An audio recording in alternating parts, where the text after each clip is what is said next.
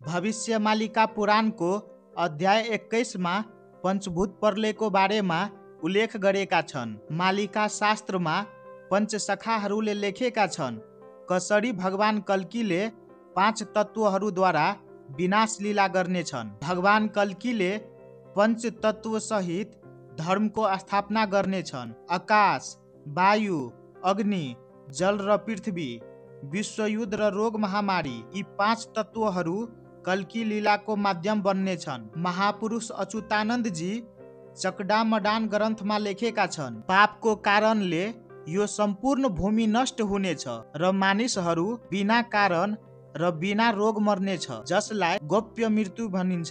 एकै समयमा मानिसहरूले यी सबै लक्षणहरू देखेर पनि केही नदेखेको जस्तै नाटक गर्नेछन्। महापुरुष अच्युतानन्द दासले भगवान कल्कीको जन्मस्थल कसरी नष्ट हुनेछ भनेर विराजकल्प नामक ग्रन्थमा लेखेका छन्। यहाँ महापुरुष अच्युतानन्दले लेखेका छन् कि यस्तो विपत्तिको समय आउनेछ जब उडिसा जाने बाटो हुने छैन र उडिसा भारतको बाँकी भागबाट काटिनेछ र भगवान कल्कीको जन्मभूमि पूर्ण रूपमा नष्ट हुनेछ। मुठ्ठीभर भक्तहरू मात्र बाँच्नेछन्। भविष्यमालिका पुराणको अध्याय 21 मा पञ्चभूत प्रलयको बारेमा उल्लेख गरेका छन्। यो बारेमा तपाईहरूको के राय छ? कमेन्ट गरेर जरुर बताउनु होला र यो भिडियो धेरै भन्दा धेरै शेयर गर्नु होला। जय श्री माधव। जल प्रलय, महामारी र भूकम्प, अग्नि प्रलय, विश्वयुद्ध 3 र महाविनाश, यो त एक दिन हुनु नै छ।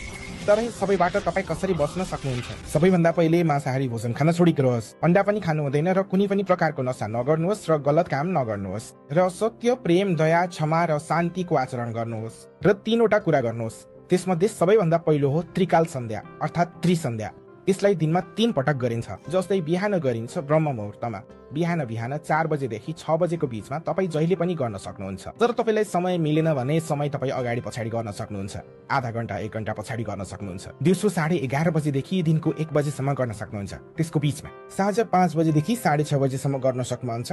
दिनभरिमा 1 पटक नुहाएर त्रिकाल सन्ध्या अवश्य गर्नुहोस्। बाँकी समय तपाईँ हात, खुट्टा, मुख धोएर पनि गर्न सक्नुहुन्छ र 3 पटक तपाईँ श्री गङ्गे भनेर सुरु गर्न सक्नुहुन्छ। जुन दोस्रो उपाय हो त्यो हो श्रीमद् भागवत महापुराण पठोइ। दिनमा 1 अध्याय अवश्य पढ्नुहोस्। दिनभरिमा 1 अध्याय अवश्य पढ्नुहोस्। त्यो पनि हुन सकेन भने 1 पाना त अवश्य पढ्नुहोस्। यदि त्यति पनि समय छैन भने 1 श्लोक अवश्य पढ्नुहोस्। तेस्रो उपाय माधव नामको जप गर्नुहोस्। निरन्तर गर्नुहोस्। कुनै पनि काम गर्दा गर्नुहोस्। सधैँ माधव नामको जप गर्नुहोस्। भविष्यमालिकाको बारेमा थप जानकारीको लागि तपाईँ भविष्यमालिकाको वेबसाइटमा सम्पर्क गर्न सक्नुहुन्छ, भविष्यमालिका.com। र थप जानकारीको लागि पनि कल्की अवतार अफिसियल च्यानल हेर्न सक्नुहुन्छ, जहाँ मालिकाको बारेमा खुलेर कुरा राखिएको छ, जहाँ तपाईँले लगभग 1000 जति भिडियो हेर्न पाउनुहुनेछ।